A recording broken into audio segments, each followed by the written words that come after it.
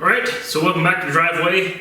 Today we're going to start cleaning up the engine bay here and reinforcing the motor mount area to make sure it can hold up to our LS that we're throwing in this thing. So, bunch of stuff to clean up, and we'll just start with reinforcing the motor mounts.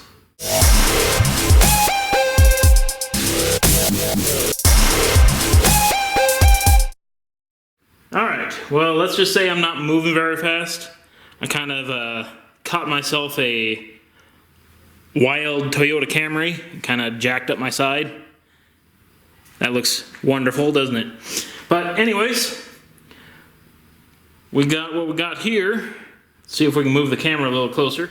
So hopefully you can see this thing. It's kind of a recessed bucket. So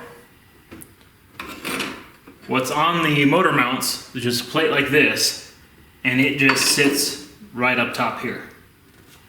But what that does, since this is recessed, is it leaves this area that if I crank a bolt down, it could start deforming this plate as it cinches up. So I have to put a spacer down. So now that will lay flat.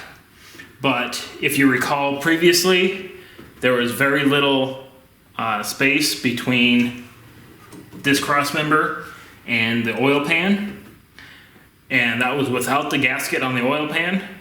So I'd need about maybe 1/8 of an inch for the clearance and 1/8 of an inch for the gasket in there. So I'm just going to come in here with another one of these 1/4 inch plates, and I'll come up and weld this whole perimeter here. That way we'll have a much stronger pad sitting here, and we shouldn't have any problems with bolts pulling through or deforming things, and we should be pretty well set. So before I do that, I'm going to have to grab the angle grinder with the wire death wheel and clean this thing up so I've got a good welding spot.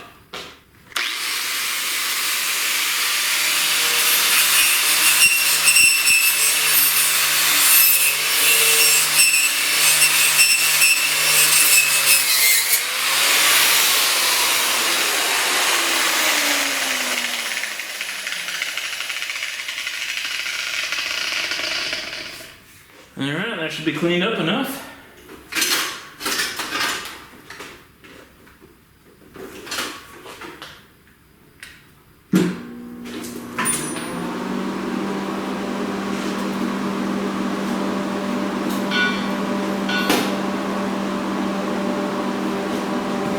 So crank on the heat here.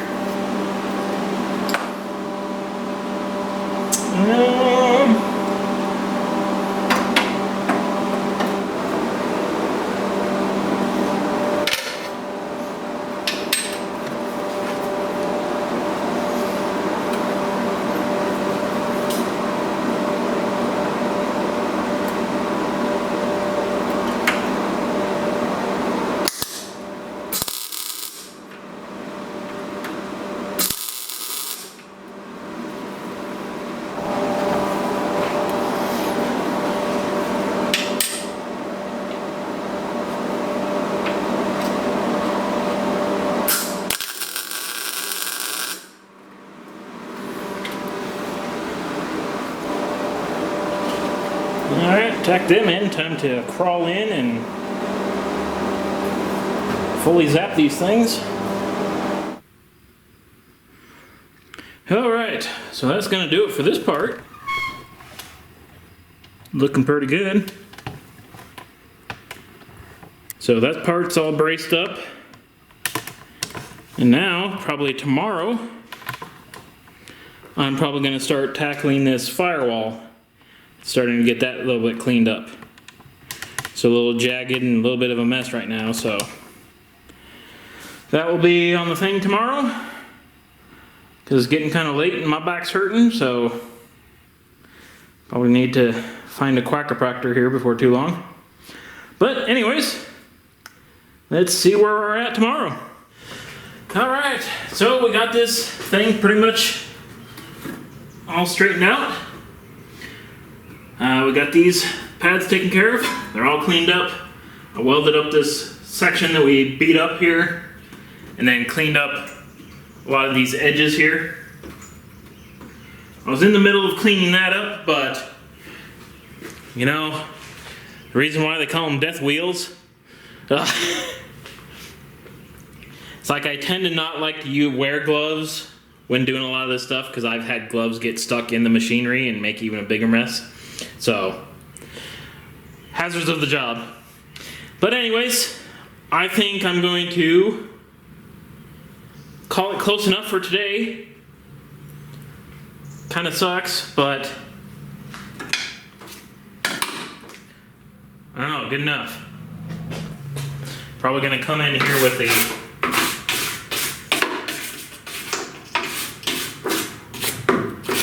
little poly brush and just clean up the compartments here a little bit.